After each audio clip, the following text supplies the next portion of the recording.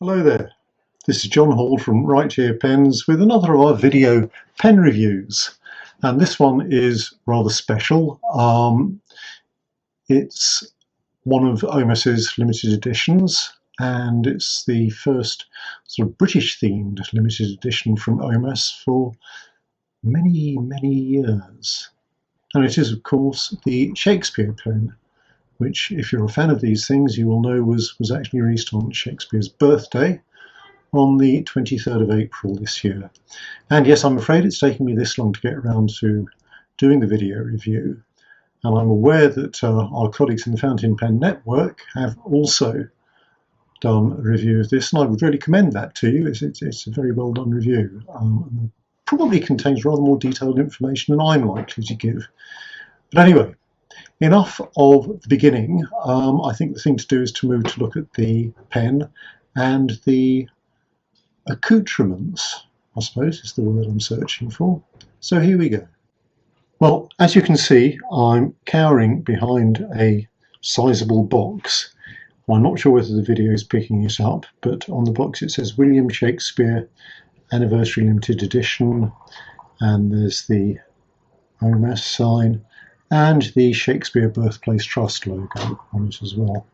I've already taken the outer box off this, so it is, as you will see, an extremely well protected pen.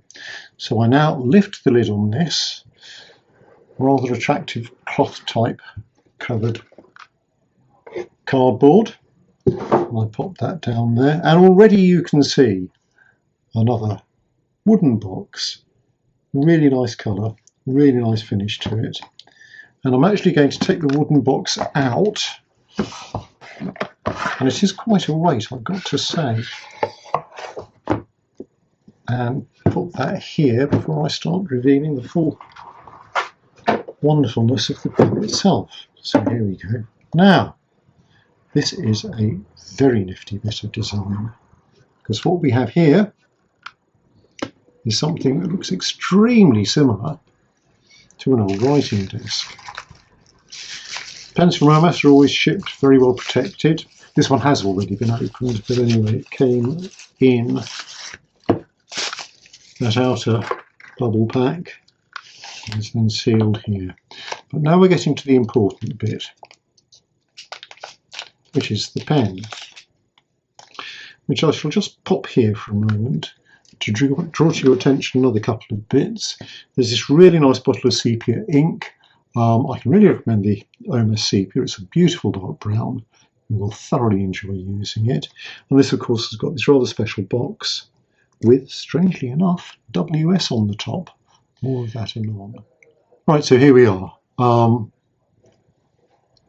Within this flips up, and inside all sorts of wonderful things. There's this really nice book, actually, that's been put together that tells you a great deal about Shakespeare and the development of the pen. This is a photograph of OMAS people and Shakespeare Birthplace Trust people getting together to talk over the finalised design, and there's some really good stuff.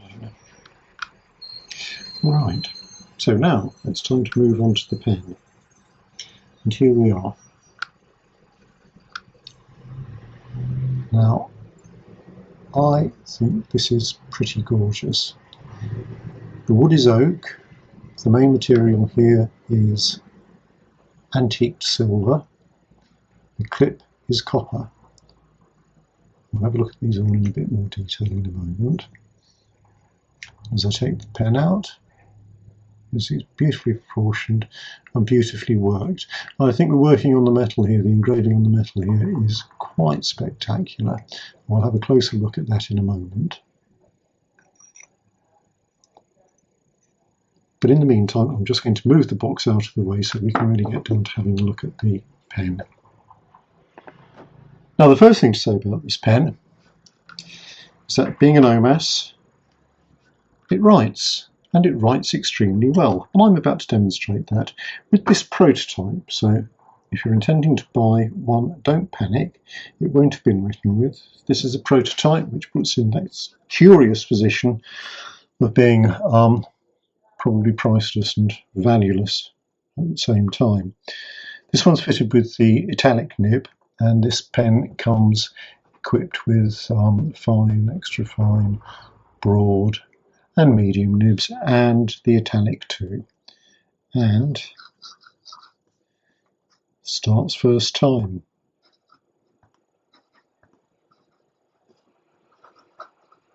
Another one of those occasions where I wish I could write. But as you can see, the pen certainly does. Beautiful smooth nib, actually. A real joy to use. And in spite of the fact that it's a very heavy pen, it's so nicely balanced that I think you'd be able to write with it all day and really thoroughly enjoy the experience. The galoche on the section actually gives a little bit more confidence to your grip on it. The nib, well, this is an OMAS, and what would you expect? Also need to point out that the pen is a piston filler, the mechanism twist at the end there. But let's have a little look at the design now, having proved that it is actually a functioning and useful thing. And what I'm doing now is swapping back to this pen. The pen I was using just then was a prototype. This is actually the finalised design, ever such tiny differences, but we thought we'd show you this because it is an absolutely accurate representation of what the pen is like. So, what have we got? We've got a large silver cap with a copper clip, very stylish clip, which is meant to evoke the age of pens, the age of writing, and of course quills. And if you look very closely, you will see that there is a quill pen engraved on the clip. And of course in Shakespeare's day, no such thing as fountain pens, although some of the physical properties were very similar with quill pens. What Shakespeare would have done is heat and cut his own quills. He'd probably get through several in a good day, I would have thought. But that's the way he would have done it. Right. So continuing to look at the cap, I'm going to move this up a little closer. There we go. So that's an image of the best known portrait of Shakespeare, and thought to be the one that is actually most lifelike.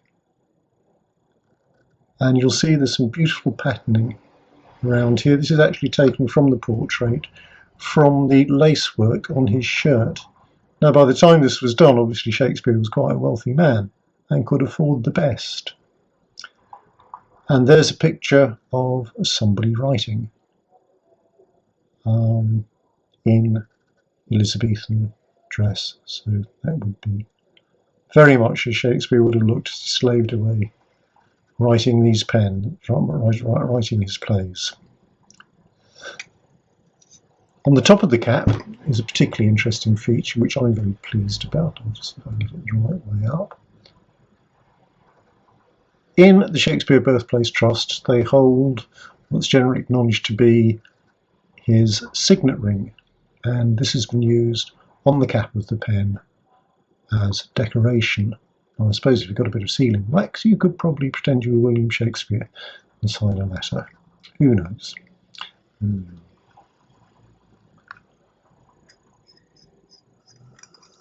As we open the pen up, we again look at the very attractive patterning that's been engraved, and we look closely at the nib, and we see that has WS engraved upon it. All the workings are the normal OMAS, so we've got a hand-cut ebonite feed here for those of you who are really geekish about pens. Here we are. And at the far end, around the bottom of the pen, we have some decoration, some further decoration, but also the entry from the Stratford Parish Register, which we actually saw when we were involved in creating this pen. And an interesting point about that is that we looked at the page and looked at the page and couldn't see anything that said William Shakespeare. And Luca, being Italian, said, "Oh yes, there it is." And of course what it actually says is in Latin, and it says Guglielmo Filius Johannes Shakespeare. So there we are. Oh, and for those who wonder about the different spellings of Shakespeare, I can't remember exactly which one it is, but it's not the generally accepted one that we have these days. But that's actually what it says.